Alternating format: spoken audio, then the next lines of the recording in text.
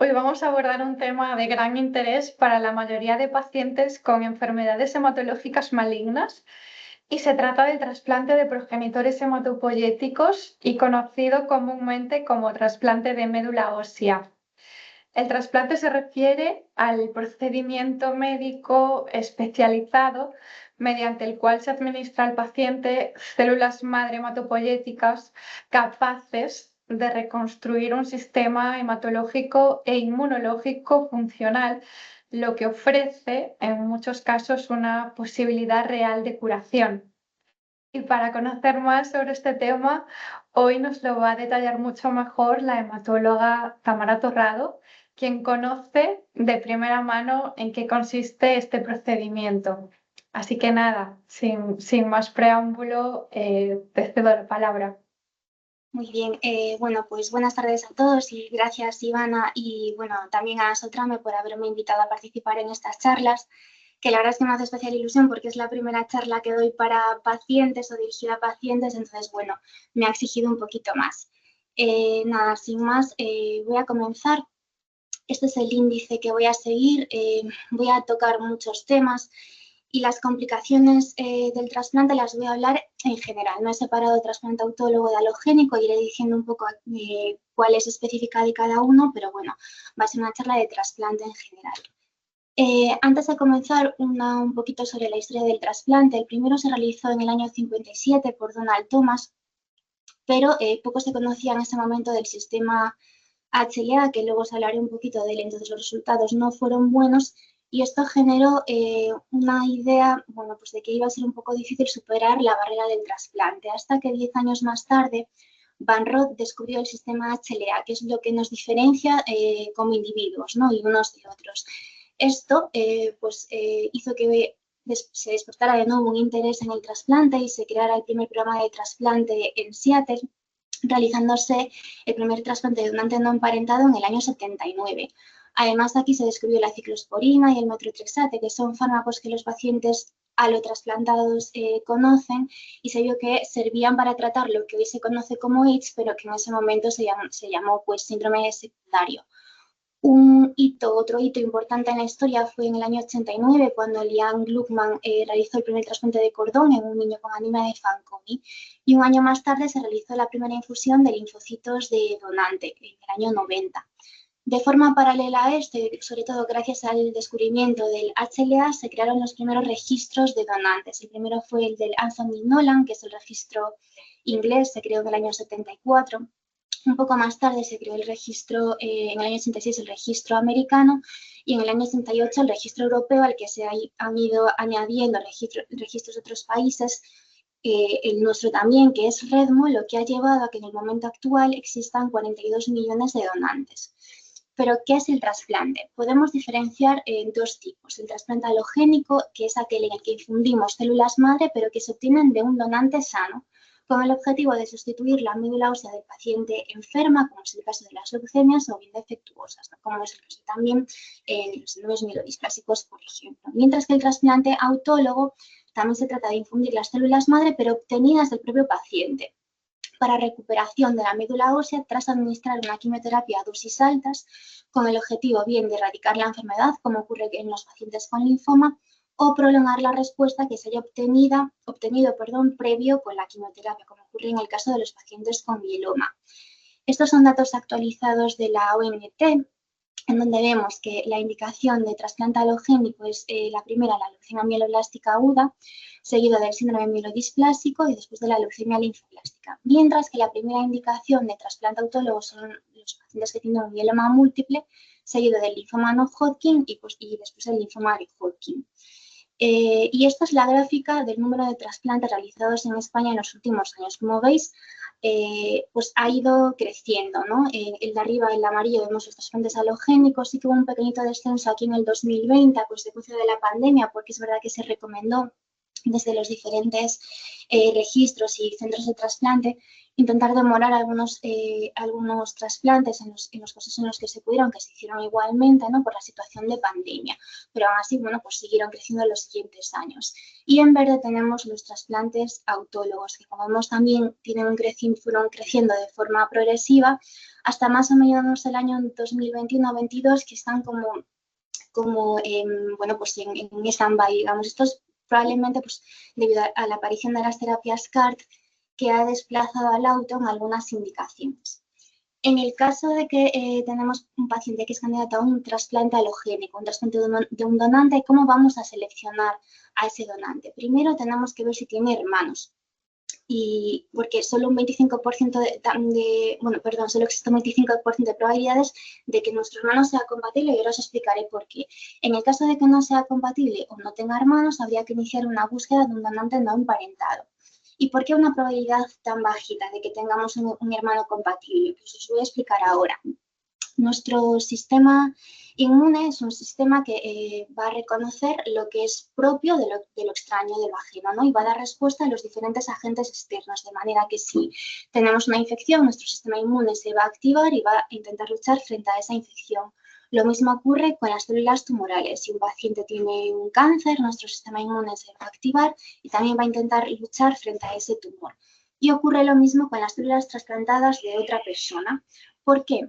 Pues porque la mayor parte de las células de nuestro organismo tienen en su superficie unas proteínas o moléculas, como vemos aquí, que se llaman HLA, que es lo que nos identifica, ¿no? Como decía antes, como individuos. Nuestro sistema inmune, cuando entra en contacto con las células que llevan nuestro HLA, va a decir, estas pertenecen a esta persona, no las voy a atacar. Pero, sin embargo, cuando ponemos unas células madre que son de otra persona con un HLA diferente a nosotros, nuestro sistema inmune se va a activar y lo va a atacar, generando lo que se llama el rechazo, ¿no? de esas células. ¿Cómo vamos a heredar este HLA? Lo heredamos de nuestros padres. Heredamos el 50% de nuestro padre y el 50% de nuestra madre, de manera que hay 4 combinaciones diferentes. De ahí a que solo exista una posibilidad de entre un 25 y un 30% que tengamos un hermano compatible.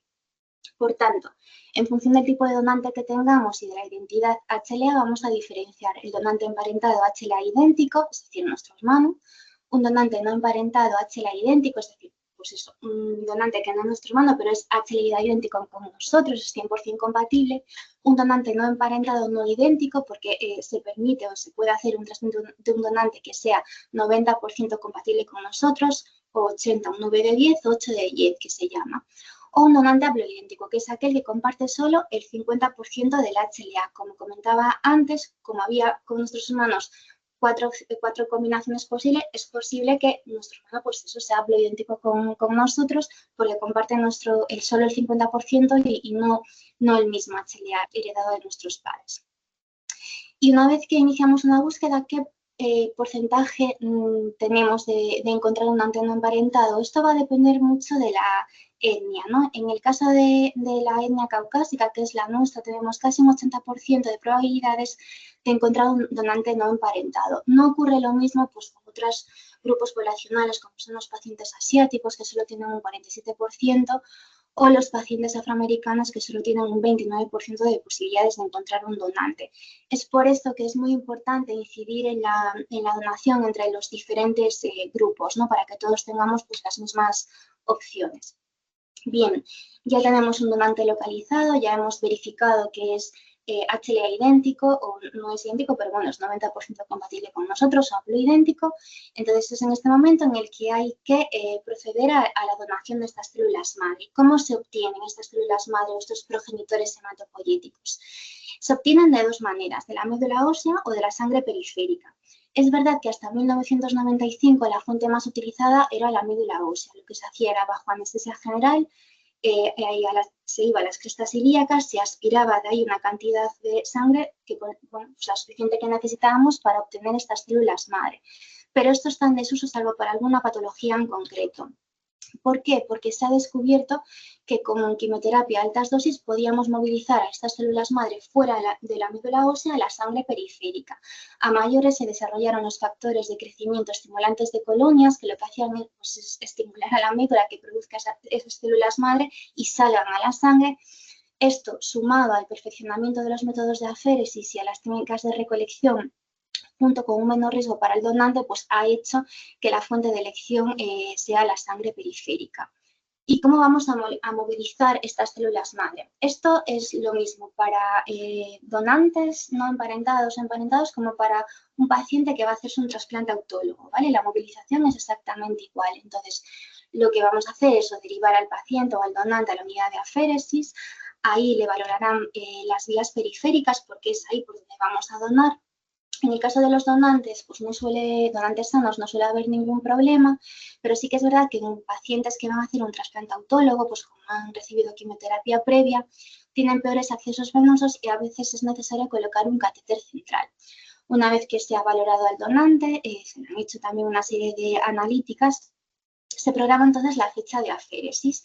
Cuando programamos la fecha de aféresis es entonces cuando vamos a dar los factores estimulantes de colonias tanto al donante como al paciente, en caso de que sea un trasplante autólogo, para administrarse en su domicilio. Se administran por la mañana y por la noche, es una inyección subcutánea, y al quinto día el paciente irá a la unidad de aféresis para monitorizarse. ¿Y cómo se hace entonces la recolección? A través de una vía de salida se saca la sangre total que va a un separador celular. Este separador va a seleccionar solo las células madre y el resto nos lo va a devolver. La duración suele ser más o menos unas 4 horas. Es verdad que a lo mejor en pacientes que se van a hacer un autotrasplante se necesita un segundo día de movilización porque cuesta un poquito más movilizar estas células por la quimioprea, pero en donantes suele ser, con un día suele ser suficiente. En cuanto a los efectos secundarios de este procedimiento, pues son los derivados de la administración de los factores de crecimiento, febrícula, dolores articulares, dolores musculares, inflamación a veces en la zona de inyección, pero reacciones más graves por suerte son poquito frecuentes. Luego también durante el procedimiento puede haber alteración del calcio y de magnesio, entonces el paciente o el donante lo que nota es que se nos quedan como dormidos los dedos de las manos o alrededor de la boca, pero nada que no se pueda solventar. Bien, de forma paralela a la movilización de ese donante, el paciente va a recibir un tratamiento que se llama acondicionamiento. En el caso de los pacientes que se van a hacer un autotrasplante, cuando se recogen estas células madre, se van a congelar porque no se van a infundir inmediatamente, ¿no? El paciente tiene que continuar con su quimioterapia hasta completar los ciclos establecidos en función de cada patología y luego ingresará para el autotrasplante. Pero va también a recibir un acondicionamiento como los pacientes candidatos a autotrasplante. ¿Y qué es? Pues es la combinación de quimioterapia con o sin radioterapia que se administran juntos antes de la infusión, con dos objetivos fundamentales. Uno, antineoplásico, que es eliminar la poca enfermedad residual que pueda quedar. Y otro, en el caso de los alotrasplantes, con efecto inmunosupresor, es decir, para producir una inmunosupresión suficiente en el receptor para que no rechace a esas células de ese donante. En función de la intensidad se pueden dividir en 3 tipos. Mielablativo, que es el que produce un descenso de los recuentos sanguíneos, de la hemoglobina, de las plaquetas, de las defensas, lo que llamamos citopenias, que no se van a poder recuperar si nosotros no ponemos esas células madre, ¿vale? El no mielablativo, que es el que produce el descenso de los recuentos sanguíneos, pero de forma más moderado y que es capaz de reconstituirse de forma propia la médula sin necesidad de poner progenitores. Y el de intensidad reducida es aquel que produce también un descenso de los recuentos sanguíneos no tan profundo como el mielablativo, pero en el cual también necesitamos infundir progenitores hematopoyéticos para que esa médula trabaje. Y la selección de un acondicionamiento u otro, en el caso del alotrasplante, aquí me refiero, va a depender un poquito del tipo de enfermedad. Por ejemplo, en pacientes que tienen una leucemia, un síndrome mielodisplásico, se van a preferir esquemas mielablativos.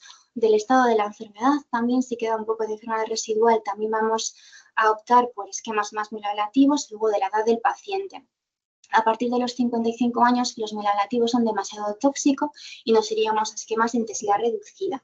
El estado general del paciente también pues hay que tenerlo en cuenta, ¿no? Pacientes que vienen pues, con una situación física un poquito más deteriorada o tienen alguna comorbilidad, alguna otra enfermedad que pues nos limita a la hora de poner un tipo de acondicionamiento más tóxico, ¿no? También iríamos a una intensidad reducida.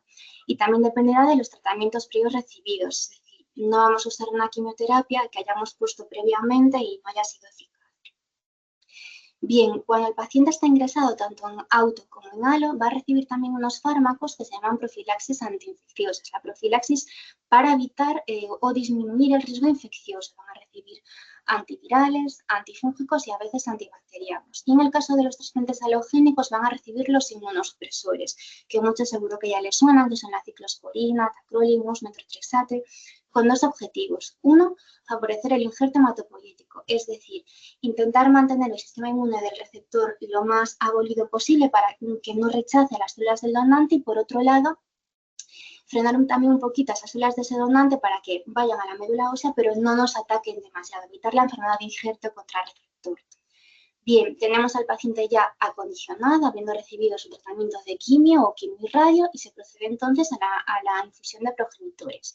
En el caso de los trasplantes halogénicos, la infusión suele ser en fresco, porque mientras el paciente está recibiendo la quimio, el donante se está movilizando y se están recogiendo ya los progenitores al quinto día, como os decía. Una vez recogidos, estas células se envían para infundir al día siguiente. En el caso de los autotrasplantes, como comenté, se van a congelar porque no se infunden en el momento. Al criopreservarlos, al congelarlos, se introduce un conservante que se llama DMSO. Y este es el responsable de que durante la infusión de progenitores se pueda producir alguna reacción infusional. Por eso siempre hay que administrar una premedicación que lleva corticoide, antihistamínico y paracetamol. Vamos a monitorizar al paciente y entre las reacciones que pueden producirse durante la infusión puede ser hipertensión, hipotensión, a veces un poquito de necesidad de oxígeno, de poner unas gafitas nasales, alguna náusea, pero nada que no se pueda manejar habitualmente. Muchas veces disminuyendo el ritmo de la infusión o volviendo a administrar alguno de estos fármacos es suficiente. Bien, y vamos a hablar ahora de las complicaciones precoces. Cuando hablo de complicaciones precoces me refiero a aquellas que aparecen durante el ingreso, ¿vale? Habitualmente el ingreso en el auto suelen ser 4 semanas, más o menos, y en el caso de los alotrasplantes, 5 semanas, 6 semanas, depende un poquito de las complicaciones que haga cada paciente. Pero hay algunas que son comunes a ambos tipos de trasplante.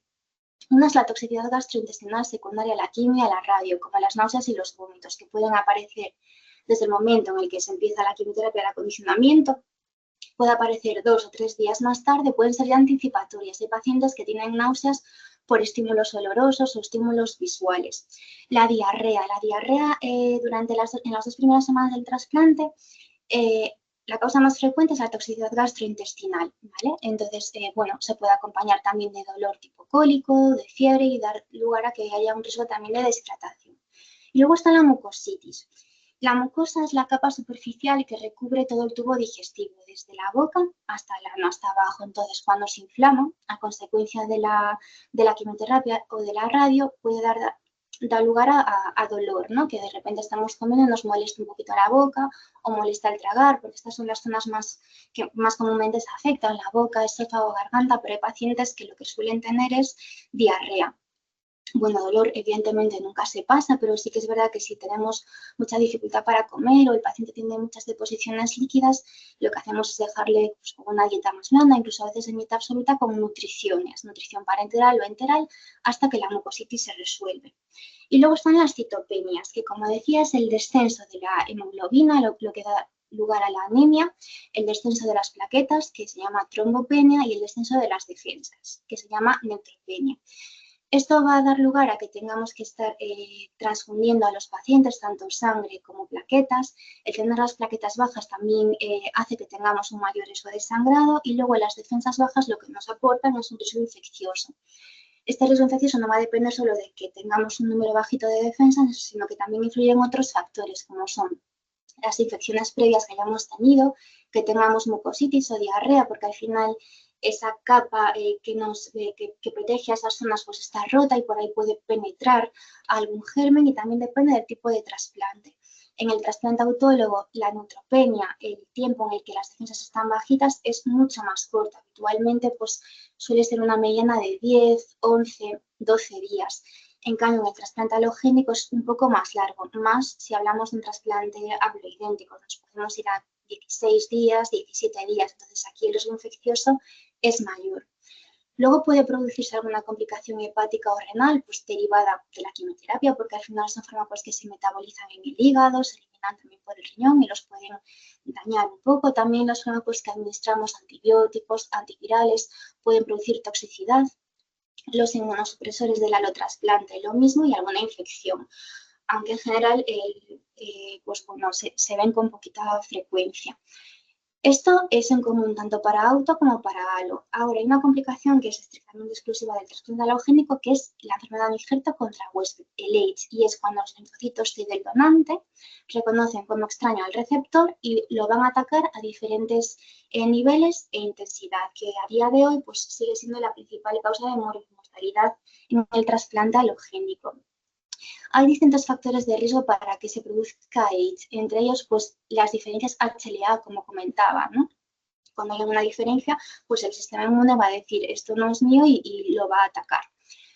Las donantes mujeres con embarazos previos, porque generan anticuerpos que no se comparten con el receptor, la mayor edad del donante, un acondicionamiento de mayor intensidad, todo esto pues va a sumar para que tengamos un mayor riesgo de AIDS. La incidencia es muy variable y va a depender, por tanto, de cada uno de estos factores.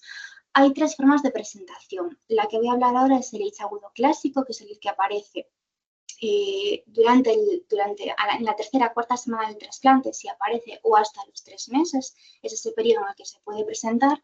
Luego está el AIDS agudo persistente, que es el que aparece más de 100 días tras el halo y no tiene características de AIDS crónico, luego lo comentaré. El AIDS crónico clásico, que también hablaremos de él, y el síndrome de solapamiento, que es cuando coexisten características de AIDS agudo y AIDS crónico.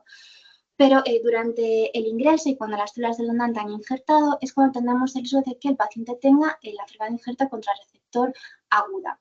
¿Cuáles son las formas de presentación? Son básicamente tres. Una a nivel cutáneo, como vemos aquí, pueden aparecer simplemente como una erupción, un rash, que es bastante típico en palmas, en plantas, a nivel del tórax también, y se puede extender formando un eritema generalizado y en situaciones más graves pues formar ampollas. A nivel hepático puede elevarse la bilirrubina y a nivel intestinal puede haber dos tipos de afectación, a nivel digestivo alto en forma de pérdida de apetito, náuseas, vómitos, o a nivel digestivo bajo en forma de diarrea, el grado va a depender un poquito del número de deposiciones y del volumen. En función del grado de afectación, pues tendremos distintos estadios y los trataremos de forma diferente en función de la afectación que tenga cada paciente. Y luego están las reactivaciones virales, que esto también es algo prácticamente exclusivo del trasplante alogénico. La mayor parte de la población hemos estado en contacto con el virus de Epstein-Barr o con el citomegalovirus, entonces nuestro sistema inmune ha desarrollado memoria y en el momento en el que se vuelva a activar estos gérmenes se van a activar, ¿no?, estos virus. Cuando entramos en contacto con ellos, permanecen en nuestro organismo en estado de latencia, de forma que en situaciones de inmunosupresión se pueden reactivar. Que se reactiven no quiere decir que generen enfermedad, para nada. De hecho, lo que vamos a ver es que en sangre, que le hacemos determinaciones semanales de estos dos virus, vemos que la carga del virus aumenta. Entonces, lo que hacemos es que, llegado a un punto de corte, establecemos un tratamiento preventivo para evitar que se desarrolle la enfermedad, ¿vale? Bien, y ahora vamos con las complicaciones tardías, que son aquellas que se producen una vez que el paciente se va de alta. Vamos a seguir manteniendo un riesgo infeccioso, porque aunque hayamos recuperado los neutrófilos, el paciente sigue estando inmunodeprimido, porque mantenemos una inmunodeficiencia humoral y celular, que es los linfocitos B, que son los linfocitos B, y los linfocitos T, que van a estar bajos. En el caso de los autotrasplantes, pues por toda la quimioterapia que hemos recibido previamente, que le va a costar al sistema inmune volver a trabajar unos meses, y en el caso del trasplante alogénico, por los inmunosupresores. Esto va a dar lugar a que tengamos un mayor riesgo de infecciones bacterianas, de infecciones virales por virus respiratorios y también por el citomegalovirus. Luego también hay riesgo de infecciones fúngicas, aunque es mucho menos frecuente, pero sobre todo si se usan corticoides. Por eso, aunque el paciente esté recibiendo profilaxis frente a los virus y frente a los hongos, tras el alta es muy importante que se mantengan las medidas higiénicas de lavado de manos y las mascarillas en algunas situaciones. Luego está el AIDS crónico. Esto, bueno, bien se merece un capítulo aparte, aunque me consta que hay una charla de la doctora Albo que lo explica en profundidad, entonces yo voy a dar unas pinceladas, ¿no? Hay varias formas de presentación. Una es de novo, sin que aparezca H agudo previo. Otra es la forma quiescente, tras un H agudo que se ha resuelto. Y otra es la forma progresiva, que es la evolución del H agudo que no se ha resuelto. Si aparece, ocurre en la mayor parte de los pacientes en el primer año. La incidencia también es variable y va a depender de varios factores de riesgo. En cuanto a las manifestaciones clínicas, los órganos más frecuentemente afectados son la piel, las mucosas, no solo a nivel ocular, sino también a nivel oral y genital, las articulaciones, el intestino, el hígado y el pulmón. Hay una diferencia, como vimos, con respecto al AIDS clásico, que eran básicamente tres: el hígado, el intestino y el cutáneo. Aquí puede afectar a cualquier órgano y hay unos síntomas y unos signos que van a ser típicos. Voy a comentar algunos de ellos, ¿no? La piel. En la piel no va a aparecer la típica erupción que os comenté antes, sino que son característicos, a ver si se ve aquí, estas lesiones que se llaman líquen plano, que son unas lesiones superficiales, así planas, brillantes, a veces pueden ser pruriginosas, o lesiones tipo esclerosis. Eso es cuando la piel se endurece, ¿no? Nosotros, por ejemplo, no somos capaces pues, de pellizcar algunas zonas porque están más induradas. Luego, a nivel de las uñas, también es característico estas lesiones, estas estrías longitudinales, o que las uñas se rompan con mayor facilidad o se deformen. A veces uno piensa que puede tener hongos, en realidad lo que es un AIDS crónico. A nivel de la boca también pueden aparecer estas lesiones que son bastante típicas, que se llama líquen plano, ¿vale? Por eso cuando el paciente viene a la consulta le decimos que nos enseñe la boca para ver, porque a veces no dan ningún tipo de síntoma, en ocasiones sí que da dolor, pero al inicio no. A nivel ocular, el AIDS se puede presentar como si fuera una conjuntivitis, con sequedad o sensación de arenilla, que nos molesta la luz, que se pongan los ojos rojos. Y luego también puede haber, como comentaba antes, lesiones en otras mucosas como las genitales. También pueden aparecer lesiones como el líquen de la boca o alguna erosión, alguna fisura. A nivel digestivo no aparece la diarrea, no se manifiesta así el AIDS crónico, sino que, por ejemplo, es muy característico que se produzca una estenosis del esófago. La estenosis es cuando se reduce, ¿no?, la luz. Entonces, al tragar notamos que nos cuesta un poquito más comer ciertos alimentos. Y luego también puede haber una afectación a nivel pulmonar. Nosotros en la consulta de forma periódica vamos a pedir pruebas de función pulmonar, la espirometría, porque va a haber alteraciones que nos van a sospechar que el paciente tenga un AIDS pulmonar, ya que el AIDS pulmonar da síntomas cuando está muy avanzado. Por eso es muy importante realizar las pruebas de función respiratoria de forma periódica, ¿no? Los síntomas que dan se parecen a los de una infección, puede dar tos, fatiga, en ocasiones fiebre. En el TAC también puede haber alguna lesión característica y bueno, muchas veces es necesario hacer cultivos para descartar evidentemente que tengamos infecciones. Y luego el AIDS crónico puede afectar a las articulaciones, que parece que no es algo tan grave, pero la verdad es que es bastante limitante, ¿no? Puede haber dificultad en la dorsiflexión del pie, o a veces dificultad para hacer este movimiento, el de la posición aguda, o para levantar, por ejemplo, los brazos están limitados a una cierta altura. Por tanto, el AIDS crónico vemos que puede afectar a múltiples órganos y el diagnóstico va a ser clínico, ¿no? Nosotros, en cuanto veamos algunos de estos síntomas, vamos a darnos cuenta de que va a ser un AIDS, aunque es verdad que en ocasiones es necesario hacer una biopsia o cultivos para descartar otras causas. Una vez que hemos valorado el grado de afectación en función de los órganos, vamos a darle una escala de gravedad. Puede ser AIDS leve, moderado o grave, y en función de eso establecer un tratamiento óptimo. Pero el tratamiento no lo va a hacer solo el hematólogo, porque como veis, el AIDS crónico afecta a muchos órganos, a las articulaciones, a nivel ocular, y evidentemente tiene que ser una decisión multidisciplinar. Yo puedo saber que el paciente tiene un AIDS ocular, pero el tratamiento óptimo se lo va a dar el oftalmólogo, ¿vale? Luego puede ocurrir otras complicaciones oculares que no son AIDS, por ejemplo, las cataratas. Tiene una incidencia de hasta un 50% a los 10 años del trasplante, es bastante alta. Como factor de riesgo, pues la edad avanzada del paciente y el uso de corticoides. Como veremos, los corticoides van a ser un factor de riesgo para muchas complicaciones. El glaucoma también se puede presentar hasta un 15% de los pacientes. También hay complicaciones orales, se pueden producir caries, la hiperplasia de las encías, que es muy característico de la ciclosporina, y riesgo de algún segundo tumor. Por eso es muy importante mantener una correcta higiene bucal y realizar revisiones periódicas por el odontólogo. La enfermedad cardiovascular también es un problema en el post-trasplante tardío. Hay un riesgo aumentado de 3-5 veces en relación a la población general y entre los factores de riesgo destacan la quimioterapia y la radioterapia que se da a nivel torácico previo al trasplante, la edad, el que el paciente tenga un antecedente de cardiopatía, también el estilo de vida previo, como pacientes que fuman o han fumado, una vida más sedentaria. Esto da lugar a que se puedan producir 3 tipos de enfermedades cardiovasculares. Uno es la miocardiopatía o disfunción cardíaca con presencia de arritmias o valvulopatías. Otro es la enfermedad arterial o cerebrovascular con riesgo de infarto de corazón, riesgo de infarto cerebral, y otros son los factores de riesgo metabólicos. Pues si el paciente no era hipertenso antes del trasplante, es posible que lo sea después, o que tenga un debut diabético, ¿vale? O que tenga dislipemia, es decir, el colesterol elevado. Después tenemos la disfunción neuroendocrina, que es una de las alteraciones también más prevalentes en el post-trasplante tardío. ¿Y por qué? Porque los órganos endocrinos tienen una alta proporción de células en crecimiento que las hace que sean más sensibles a la quimio y la radioterapia. Uno va a ser la disfunción tiroidea, se puede producir tanto hipotiroidismo como hipertiroidismo. Otro va a ser la insuficiencia adrenal, en un 10-30% de los pacientes, y suele estar relacionado con los corticoides. La insuficiencia adrenal es cuando nuestro cuerpo no es capaz de producir cortisol de forma fisiológica, y suelen ser los corticoides que damos nosotros para tratar el AIDS o para otras complicaciones los que hacen que se frene la producción natural de cortisol. Y esto da lugar a debilidad, cansancio, mareo. El tratamiento es el sustitutivo de la hormona. Y luego está la disfunción gonadal. Tanto en hombres como en mujeres que reciben un trasplante y con la quimio previa, se va a producir una disfunción gonadal en diferentes grados, ¿no?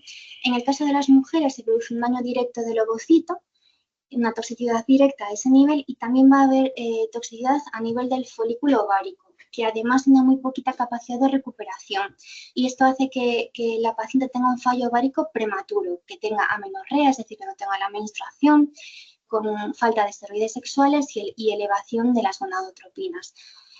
Los corticoides, de nuevo, usados de forma prolongada junto con otros inmunosupresores, van a contribuir a la atrofia de los tejidos ováricos, y los síntomas van a ser los de la menopausia, con sudoración, sofocos, dolores musculares.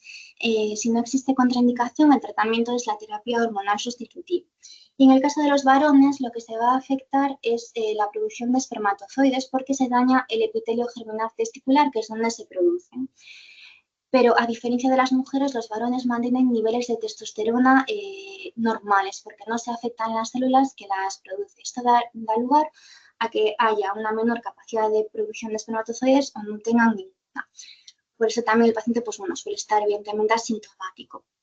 Y debido a esta alteración a nivel gonadal, aparece la infertilidad. Y la verdad es que esto tiene consecuencias psicológicas tanto para el paciente como para su pareja, y un impacto en la calidad de vida. Por eso es muy importante realizar estrategias de prevención ya cuando un paciente se diagnostica una enfermedad hematológica, ¿no? Criopreservación.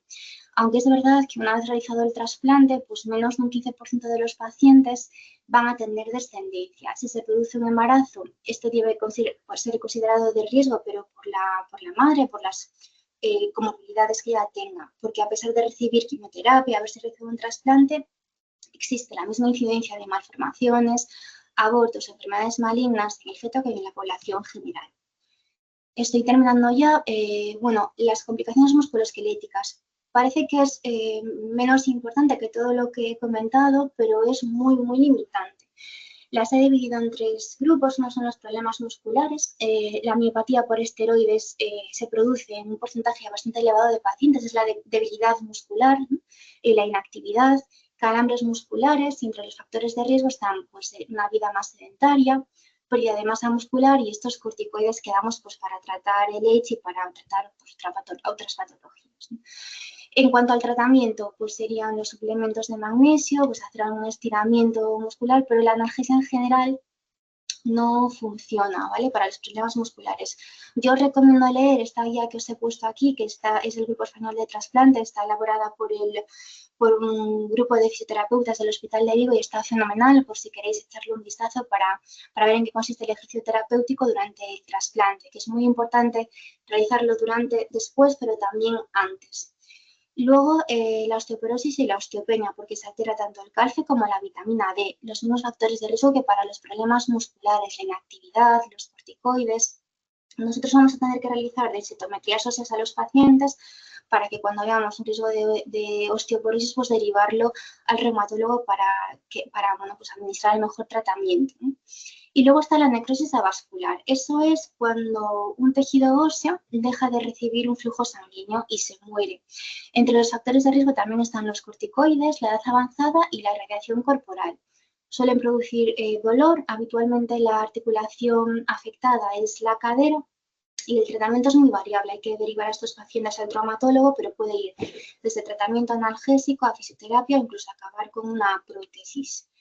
Luego tenemos las segundas neoplasias. Bueno, pues el riesgo de recaída de la enfermedad, por desgracia, sigue estando ahí y si ocurre en los 2 primeros años. Y luego también hay un riesgo incrementado hasta 3 veces de otros tipos de cáncer. Es muy importante seguir los cribados de cáncer que establece cada sistema de salud de cada comunidad y luego nosotros, si vemos alguna lesión sospechosa, evidentemente mandarlo al especialista. Y por último, ya los trastornos psicosociales. Todo esto que he contado, que evidentemente no pasa en todos los pacientes, pero todos tienen algún problema post-trasplante, sumado al cansancio, el dolor crónico, la disfunción sexual, la pérdida del trabajo o la reincorporación al trabajo, que a lo mejor no es el trabajo que hacía el paciente previamente, sino que es otro porque ya no puede hacerlo. Los problemas económicos que se generan al no trabajar. Esto genera una ansiedad importante. Entonces, es muy importante que el paciente reciba una atención psicológica de forma precoz, ya no durante el trasplante, yo creo, sino ya el diagnóstico de la enfermedad. Porque nosotros podemos pensar que sí, podemos superarlo y podemos llevarlo solos, pero durante la enfermedad surgen muchas complicaciones, muchas situaciones de estrés que pues los psicólogos, y van a esto, corrígeme si me equivoco, pero bueno, tenéis muchas herramientas para darle a los pacientes y que puedan pues intentar solventar esa situación o llevarla de la mejor manera posible, ¿no? Y no solo el paciente, sino también el cuidador, que es muy importante. Bien, como veis, todas estas complicaciones tardías son muy variadas y no son primariamente hematológicas, entonces el manejo tiene que ser también multidisciplinar. El paciente tiene que ser valorado por enfermeros, fisioterapeutas, psicólogos, ginecólogos, reumatólogos, valorar al paciente también, a cada paciente de forma individual, porque evidentemente cada uno va a presentar una complicación diferente y eso, establecer un tratamiento óptimo entre todos para solventar el problema de la mejor manera posible, ¿no? Y nada más, hasta aquí, bueno, mi charla. Espero que haya sido de ayuda, que haya ayudado también a solventar dudas, no generar, no generar más y bueno, simplemente también quería que con esto se entendiera que el trasplante es un procedimiento pues muy complejo, que no solo es o no solo empieza en el momento en el que se trasplanta, sino la infusión es lo más sencillo, sino que esto todo comienza cuando se indica un trasplante, ¿no? Que todo tiene que ir sobre la marcha, que a veces surgen complicaciones que intentaremos solventar de la mejor manera posible antes del trasplante y después también, ¿no? Que siempre hay complicaciones en mayor o menor medida, pero que bueno, que si todo va bien, pues es muy satisfactorio para todos, tanto para pacientes como para nosotros. Y nada más. Muchas gracias por tu intervención y por explicar este procedimiento de una forma, yo creo que tan clara y tan accesible, ¿no?